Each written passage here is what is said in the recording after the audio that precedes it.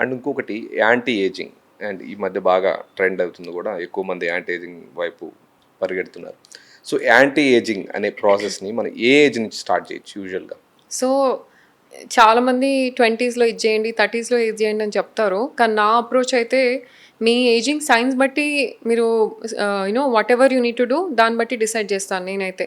ఎందుకంటే ఇప్పుడు చూస్తే జెన్జీలో they are all looking older than people who are 30+, 40+. So ఇద్దరు 30-year-oldsని తీసుకుంటే నెసెసరీలీ వాళ్ళిద్దరు same kind of ageing changes ఉండకపోవచ్చు. వాళ్ళ లైఫ్ స్టైల్ బట్టి, వాళ్ళు ఆల్రెడీ వాడుతున్న స్కిన్ కేర్ బట్టి, వాళ్ళ ఇంటర్నల్ హెల్త్ స్టేటస్ బట్టి చాలా ఫ్యాక్టర్స్ వేరీ అవుతాయి. సో జనరలీ కూడా ఇఫ్ యూ సీ ర్యాండమ్గా ఇద్దరు ఒకటే ఏజ్లో తీసుకొని చూస్తే వాళ్ళిద్దరు ఏజింగ్ సైన్స్ ఈక్వల్ ఉండకపోవచ్చు.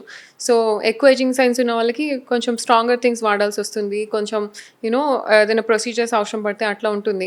తక్కువ ఏజింగ్ సైన్స్ ఉన్న వాళ్ళకి ఉత్తి స్కిన్ రొటీన్లో some maintenance creams and everything సరిపోవచ్చు. సో దాన్ని బట్టి కస్టమైజ్గా ట్రీట్ చేయాల్సి వస్తుంది. ఎందుకంటే nowadays we are seeing very commonly in our OPDs where 16-17-year-olds are looking quite older actually. 16-17 సంవత్సరాలు ఉండే వాళ్ళు 30 సంవత్సరాల వాళ్ళు. అవును, చాలా కామన్ అయిపోయింది ఇది.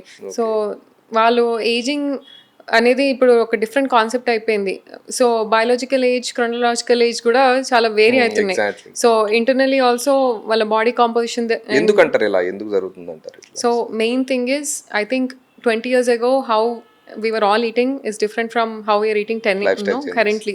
So two directions లో వెళ్తుంది అది కూడా. కొంతమంది ఏమో ఒక extreme of eating very clean, sources అని అడల్టరేట్ అవుతున్నాయి, చూసుకొని తెచ్చుకోవాలి, ఆర్గానిక్ చేసుకోవాలి, పండించుకొని తినాలి, ఆ టైప్ ఒక మైనారిటీ ఆఫ్ ద పాపులేషన్ అయితే, ఒక వాస్ట్ మెజారిటీ మాత్రం ready to eat quick fixes, Swiggy, Zomato, fast food, ఫాస్ట్గా ఇన్స్టెంట్గా ఇప్పటికిప్పుడు తినాలి ఆ టైప్లో ఫుడ్డే గ్రాటిఫికేషన్ లెక్క అయిపోయి, సో దానివల్ల చాలా ప్రాసెస్డ్ ఫుడ్, చాలా అడల్టరేటెడ్ ఫుడ్ వెళ్తుంది, అండ్ క్యాలరీ డెన్స్ ఫుడ్ కూడా వెళ్తుంది. దానివల్ల వెయిట్ గెయిన్ అవుతున్నారు.